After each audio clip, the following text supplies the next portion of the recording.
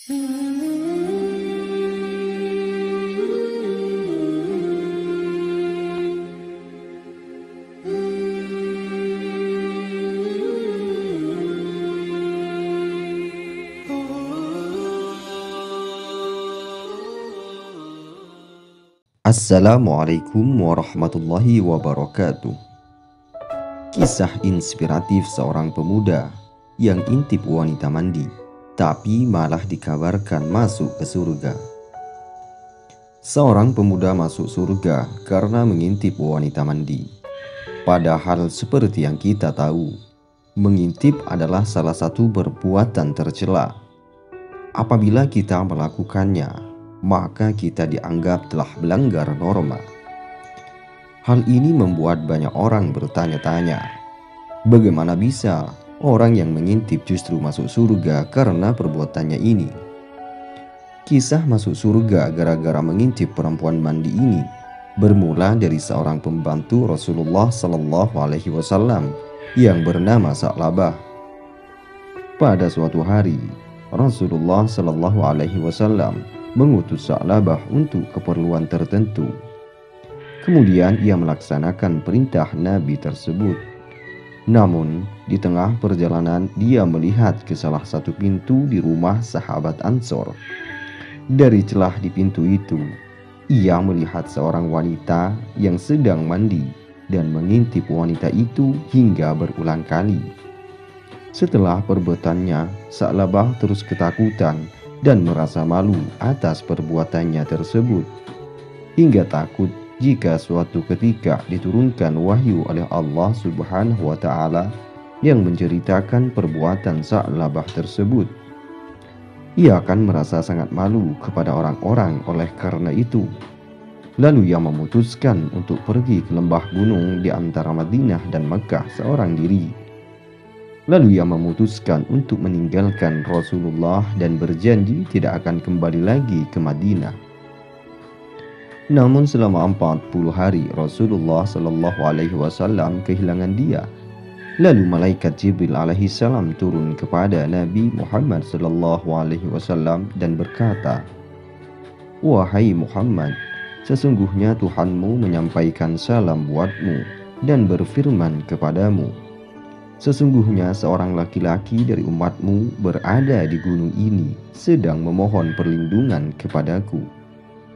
Maka Nabi Muhammad SAW berkata, "Wahai Umar dan Salman, pergilah cari Sa'labah bin Abdurrahman, lalu bawa kemari." Keduanya pun lalu pergi menyusuri perbukitan Madinah. Dalam pencariannya itu, mereka bertemu dengan salah satu seorang pengembala Madinah yang bernama Zufafah. Umar bertanya kepadanya, "Apakah engkau tahu seorang pemuda di antara perbukitan ini?" Lalu pengembala itu menjawab, "Jangan-jangan yang engkau maksud adalah seorang laki-laki yang lari dari neraka Jahannam." "Bagaimana engkau tahu bahwa dia lari dari neraka Jahannam?" tanya Sayyidina Umar.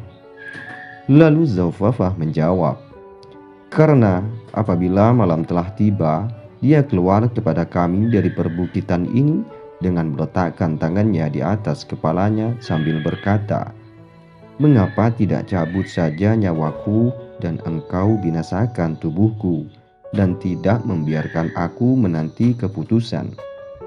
Ya, dialah yang kami maksud," tegas jawab Sayyidina Umar. Akhirnya mereka pun bertiga pergi bersama-sama. Ketika malam menjelang, keluarlah dia dari antara perbukitan itu dengan meletakkan tangannya di atas kepalanya sambil berkata, "Wahai, seandainya saja engkau cabut nyawaku dan engkau binasakan tubuhku dan tidak membiarkan aku menanti-nanti keputusan." Lalu Sayyidina Umar menghampirinya dan mendekapnya. Lalu Sa'labah berkata, "Wahai Umar, apakah Rasulullah telah mengetahui dosaku?" "Aku tidak tahu. Yang jelas kemarin beliau menyebut-nyebut namamu lalu mengutus aku dan Salman untuk mencarimu." Sa'labah lalu berkata, "Wahai Umar, jangan kau bawa aku menghadap beliau kecuali dia dalam keadaan sholat." Ketika mereka menemukan Rasulullah Shallallahu Alaihi Wasallam tengah sholat, Umar dan Salman segera mengisi shaf. Tatkala Sa'labah mendengar bacaan Nabi, dia tersungkur pingsan. Setelah Nabi mengucapkan salam, beliau bersabda, "Wahai Umar, Salman, apakah yang telah kau lakukan, Sa'labah?" Lalu keduanya menjawab, "Ini dia, wahai Rasulullah." Maka Rasulullah berdiri dan menggerak-gerakkan Sa'labah yang membuatnya tersadar. Lalu Rasulullah Shallallahu Alaihi Wasallam berkata kepadanya, "Mengapa engkau menghilang dariku?" Lalu Sa'labah menjawab, "Dosaku ya Rasulullah." Beliau mengatakan, "Bukankah telah kuajarkan kepadamu suatu ayat yang dapat menghapus dosa-dosa dan kesalahan-kesalahan?" "Benar, wahai Rasulullah." Lalu Rasulullah Shallallahu Alaihi Wasallam bersabda, "Katakan, ya Tuhan kami, berilah kami kebahagiaan di dunia dan di akhirat, serta peliharalah kami dari azab neraka."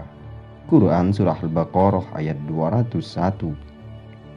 Lalu Sa'labah berkata, "Dosaku wahai Rasulullah sangat besar." Lalu beliau bersabda, "Akan tetapi kalamullah lebih besar." Kemudian Rasulullah Shallallahu Alaihi Wasallam menyusul agar pulang ke rumahnya. Di rumah dia jatuh sakit selama 8 hari. Mendengar Sa'labah sakit, Salman pun datang menghadap Rasulullah Shallallahu Alaihi Wasallam lalu berkata, "Wahai Rasulullah, masihkah engkau mengingat Sa'labah? Dia sekarang sedang sakit keras." Maka Rasulullah Shallallahu Alaihi Wasallam datang menemuinya dan meletakkan kepala Sa'labah di atas pangkuan beliau. Akan tetapi Sa'labah menyingkirkan kepalanya dari pangkuan beliau. "Mengapa engkau singkirkan kepalamu dari pangkuanku?" tanya Rasulullah. "Karena penuh dengan dosa," jawabnya. Beliau bertanya lagi, "Bagaimana yang engkau rasakan?" "Seperti dikerubuti semut pada tulang, daging, dan kulitku," jawab Sa'labah. Lalu beliau bertanya, "Apa yang engkau inginkan?" "Ampunan Tuhanku," jawabnya. Maka turunlah malaikat Jibril alaihissalam dan berkata, "Wahai Muhammad, sesungguhnya Tuhanmu mengucapkan salam untukmu dan berfirman kepadamu, kalau saja hambaku ini menemui aku dengan membawa sepenuh bumi kesalahan, niscaya aku akan temui dia dengan ampunan sepenuh itu pula." Maka segera Rasulullah Shallallahu Alaihi Wasallam memberitahukan hal itu kepadanya. Mendengar berita itu, terpekiklah Sa'labah dan langsung ia meninggal dunia. Lalu Rasulullah Shallallahu Alaihi Wasallam memerintahkan agar Sa'labah segera dimandikan dan dikafani. Ketika telah selesai menyolatkan, Rasulullah Shallallahu Alaihi Wasallam berjalan sambil berjingkat-jingkat. Setelah selesai pemakamannya, para sahabat berkata, "Wahai Rasulullah, kami lihat engkau berjalan sambil berjingkat-jingkat." Beliau bersabda, "Demi zat yang telah mengutus aku sebagai seorang nabi yang sebenarnya, karena banyaknya malaikat yang turun melayat Sa'labah."